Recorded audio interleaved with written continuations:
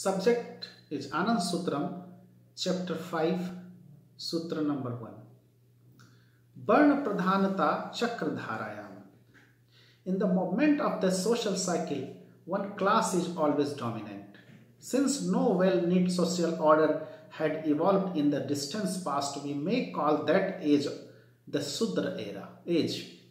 In those days, all people survived by their manual labors. Then came the age of clan leaders, the age of the strong and the brave, which we may call the Kshatriya age. This was followed by the age of intellectuals, which we may call the Vipra age. Finally came the age of capitalists, the Vaishya age. When the warriors and intellectuals are reduced to the level of manual laborers as a result of exploitation during the Vaishya age, Sudra revolution occurs. The Sudras have neither a well-knit social order nor sufficient intellect to govern society. Hence, the post-capitalist administration passes into the hands of those who provide the leadership in the Sudra revolution. These people are brave and courageous. So they begin the second Kshatriya age. In this way, the Sudra, Kshatriya, Vipra and Vaishya ages moves in succession, followed by revolution. Then the second cyclic order begins. Thus the rotation of the Samaj Chakra social cycle continues. Second Sutra. Chakra Kendra Sadvipra Chakra Niyantrika. Located in the nucleus of this social cycle, Sadvipraj control the social cycle. Those who are staunch moralists and sincere spiritualists and who want to put an end to immortality and exploitation by the application of force are called Sadvipraj. They do not belong to the periphery of the social cycle because they are to control society remaining firmly established in the nucleus of the social cycle. The social cycle will no doubt rotate, but if due to the dominance, the warriors in the Kshatriya age, the intellectuals in the Vipra age, or the capitalists in the Vaishya age degenerate into rapacious exploiters, instead of functioning as benevolent administrators, the sacred duty of the Sadvipraj shall be to protect the righteous and the exploited and subdue the wicked and the exploiters through the application of force. Third Sutra. Sakti Sampaten Chakra Gati Vardhanam Kranti. Accelerating the movement of this social cycle by the application of force is called evolution. When warriors degenerate into exploiters, Sadvipraj will establish the Vipra age by subduing the exploiting warriors. Consequently, the advent of the Vipra age, which should have occurred through a natural process, is exploited by the application of force. A change of ages in this way may be called Kranti, evolution. The difference between evolution and Swabhavik Parivartan, natural change, is only this. In evolution, the movement of the social cycle is accelerated by the application of force. Fourth, Tivra Shakti Sampaten Gati Vardhanam Viplava. Accelerating the movement of the social cycle by the application of tremendous force is called revolution. When a particular age is replaced by the successive age within a short time, or when the application of tremendous force is necessary to destroy the entrenched hegemony of a particular age, then such change is called Viplava, revolution. Fifth Sutra. Sakti Sampaten Viparita Dharayam Vikranti. Reversing the movement of the social cycle by the application of force is called counter-revolution.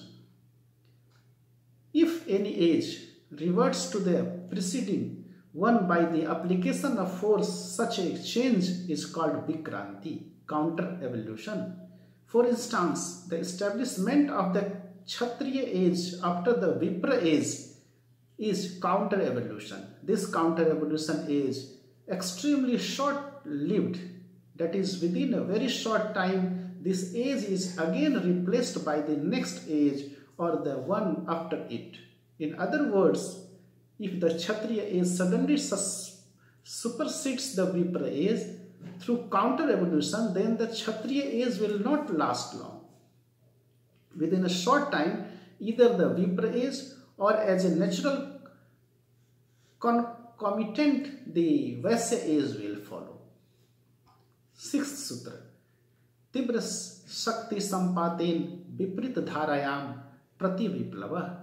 Reversing the movement of the social cycle by the application of tremendous force is called counter revolution. Likewise, if within a very short time this social cycle is turned backwards by the application of tremendous force, such a change is called Prativiplav, counter revolution. Counter revolution is even more short-lived than counter evolution. Seventh, Purna Vartanena Parikranti. A complete rotation of the social cycle is called peripheric evolution. One complete rotation of this social cycle concluding with Sudra revolution is called Parikranti, peripheric evolution.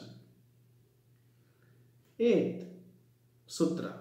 Vachitram prakith dharma samanam na bhavishyati.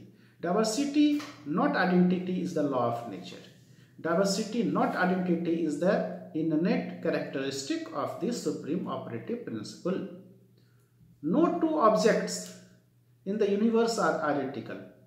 No two bodies, two minds, two molecules, or two atoms. This diversity is the inherent tendency of the supreme operative principle. Those who want to make everything equal are sure to fail because they are going against the innate characteristic of the supreme operative principle. All things are equal only in the unmanifest state of the supreme operative principle. Those who think of making all things equal inevitably think of the destruction of everything. 9th, Jugasya sarva nimna prayojanam sarvesang vidheyam. The minimum requirements of an age should be guaranteed to all. Harre Pita, Gauri Mata, Swadesh Bhuvanam Triyam. That is, the supreme consciousness is my mother, my father. The supreme operative principle is my mother. And the three worlds are my homeland. The entire wealth of the universe is the common patrimony of all, though no two things in the universe are absolutely equal. So the minimum requirements of life should be made available to everybody in other worlds. Food, clothing, medical treatment, housing, and education must be provided to all. The minimum requirements of human beings, however, change according to the change in time, ages.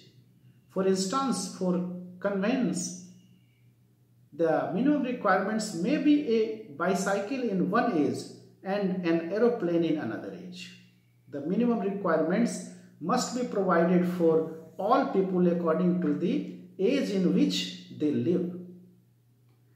10th Sutra. Atiriktam pradatavyam gunanupaten. The surplus wealth should be distributed among meritorious people according to the degree of their merit. After meeting the minimum requirements of all in any age, the surplus wealth will have to be distributed among meritorious people according to the degree of their merit. In an age when a bicycle is the minimum requirement for common people, a motor vehicle is necessary for a physician. In recognition of people's merit and to provide the meritorious with greater opportunities to serve the society, they have to be provided with motor vehicles. The dictum survey according to your capacity and earn according to your necessity sounds pleasing but will yield no result in the hard soil of the earth. 11th, Sarva Nimana Man Vardhanam Samaj Jiva Lakshanam. Increasing the minimum standard of living of the people is the indication of the vitality of society. Meritorious people should receive more than the amount of minimum requirements allocated to people in general, and there should be ceaseless effort to raise the minimum standard of living. For instance, today common people need bicycles, whereas meritorious people need motor vehicles. But a proper effort should be made to provide common people with motor vehicles. After everybody has been provided with a motor vehicle, it may be necessary to provide each meritorious person with an aeroplane. After providing every meritorious person with an aeroplane, every effort should also be made to provide every common person with an aeroplane. Raising the minimum standard of living in this way, efforts to raise the minimum standard of living will have to go on endlessly, and on this endeavor will depend the mundane development and prosperity of human beings. 12th, Samaj Deshen Bina Dhan Sanchaya Akartabya. No individual should be allowed to accumulate any physical wealth without the clear permission or approval of the collective body. The universe is the collective property of all. All people have usufructuary rights, but no one has the right to misuse this collective property. If a person acquires and accumulates excessive wealth, he or she directly curtails the happiness and convenience of others in society. Such behavior is flagrantly antisocial. Therefore, no one should be allowed to accumulate wealth without the permission of society. 13th Sutra. Asthula Sukshma Karaneshu Charama Payoga Prakritabhyah Vichar Samarthitam Vantanancha. There should be maximum utilization and rational distribution of all mundane, supramundane, and spiritual potentialities of the universe. The wealth and resources available in the crude, subtle, and causal worlds should be developed for the welfare of all. All resources hidden in the quincal mental world, solid, liquid, luminous, aerial, and ethereal, should be fully utilized, and the endeavor to do this will ensure the maximum development of the universe. People will have to earnestly explore land, sea, and space to discover, extract, and process the raw materials needed for their requirements. There should be rational distribution of the accumulated wealth of humanity. In other words, all people must be guaranteed the minimum requirements. In addition, the requirements of meritorious people, and in certain cases, those with special needs will also have to be kept in mind. 14th Sutra. Vyasti Samasti Sharir Manas Adhyatmik Sambhavanaya Charamopayogascha. There should be maximum utilization of the physical, metaphysical, and spiritual potentialities of unit and collective bodies of human society. Society must ensure the maximum development of the collective body, collective mind, and collective spirit. One must not forget that collective welfare lies in individuals, and individual welfare lies in collectivity. Without ensuring individual comforts through the proper provisions of food, light, air, accommodation, and medical treatment, the welfare of the collective body can never be achieved. One will have to promote individual welfare motivated by the spirit of promoting collective welfare. The development of the collective mind is impossible without developing proper social awareness, encouraging the spirit of social service and awakening knowledge in every individual. So, inspired with the thought of the welfare of the collective mind, one has to promote the well-being of the individual mind. The absence of spiritual morality and spirituality in individuals will break the backbone of the collectivity. So, for the sake of collective welfare, one will have to awaken spirituality in individuals. The mere presence of a handful of strong and brave people, a small number of scholars, or a few spiritualists does not indicate the progress of the entire society. The potential for infinite physical, mental, and spiritual development is inherent in every human being. This potentiality has to be harnessed and brought to fruition. Fifth, asthula sukshma karanopayoga susantrita vidheya. There should be a proper adjustment amongst these physical, metaphysical, mundane, supramundane, and spiritual utilizations. While promoting individual and collective welfare, there should be proper adjustment among the physical, mental, and spiritual spheres and the crude, subtle, and causal worlds. For instance, society has the responsibility to meet the minimum requirements of every individual, but if it arranges food and builds a house for everyone under the impetus of this responsibility, individual initiative is retarded. People will gradually become lethargic. Therefore, society has to make arrangements so that people, in exchange for their labor according to their capacity, can earn the money they require to purchase the minimum requirements. In order to raise the level of the minimum requirements of people, the best policy is to increase their purchasing capacity. Proper adjustment also means that while taking service from a person who is physically, mentally, and spiritually developed, society should follow a balanced policy. Society will take physical, intellectual, or spiritual service from a person depending upon which of these capacities is consciously developed in that person. From those who are sufficiently physically and intellectually developed, society will follow a balanced policy and accordingly take more intellectual service and less physical service, because intellectual power is comparatively subtle and rare.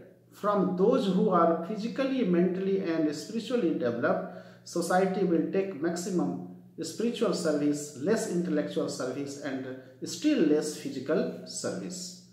As far as social welfare is concerned, those endowed with spiritual power can render the greatest service, followed by those endowed with intellectual power.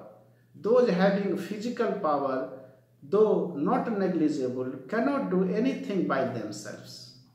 Whatever they do under the instructions of those endowed with intellectual and spiritual power.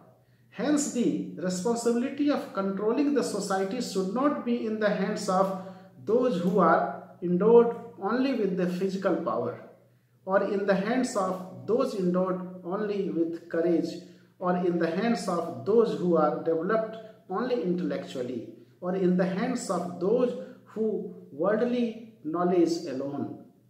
Social control will have to be in the hands of those who are spiritually elevated, intelligent, and brave all at the same time. 16th Sutra. Des kal patre upyoga parivitate. Des kal patra upyoga parivartante te upyoga pragati sila bhaveyu. The method of utilization should vary in accordance with changes in time, space, and person, and the utilization should be of progressive nature. The proper use of any object changes according to changes in time, space, and person. Those who cannot understand this simple principle want to cling to the skeletons of the past, and as a result they are rejected by living society. Sentiments based on narrow nationalism, regionalism, ancestral pride, etc.